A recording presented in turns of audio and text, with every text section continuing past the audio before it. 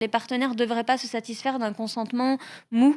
Comme la définition du sexe est rigide, je vais éviter de faire, j'utilise souvent la métaphore de l'alphabet, je vais éviter de faire ABC, même si j'en ai envie, parce que sinon je me sens obligée d'aller jusqu'à Z. Parce que le script sexuel est rigide et qu'il faut toujours les mêmes ingrédients dans le même sens. Alors que si c'était plus souple et que je pouvais me dire ah bah je mets A, B, puis après L et M et je suis pas obligée de faire Z aujourd'hui et c'est pas grave parce qu'en fait le plus important c'est pas d'avoir libéré des tensions sexuelles parce que ça c'est une chose qu'on peut faire en dehors de la sexualité à deux si vraiment on a des tensions, mais de partager du bon temps ensemble.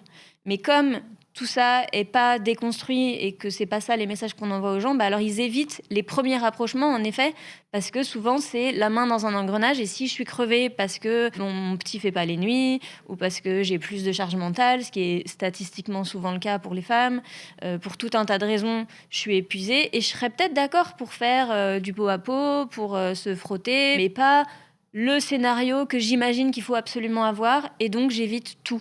Ce qui génère un sentiment de rejet chez l'autre, et donc un cercle vicieux parce que de la culpabilité, et donc de l'éloignement affectif. Et par rapport au consentement, ce qui est compliqué, c'est que c'est pas clair même pour les femmes. Et c'est pour ça que moi je me bats pour qu'on parle d'un consentement enthousiaste.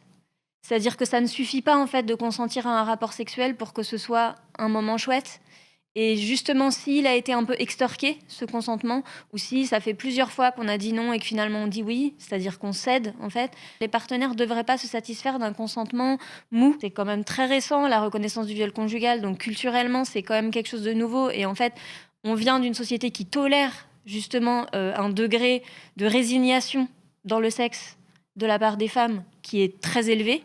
C'est difficile de défaire tout ça. Et donc, j'insiste vraiment sur le fait qu'il faudrait, et notamment je dis ça aux hommes, mais il faudrait que les femmes aussi soient capables de tenir leurs limites si elles sentent que leur enthousiasme, leur consentement n'est pas enthousiaste et franc.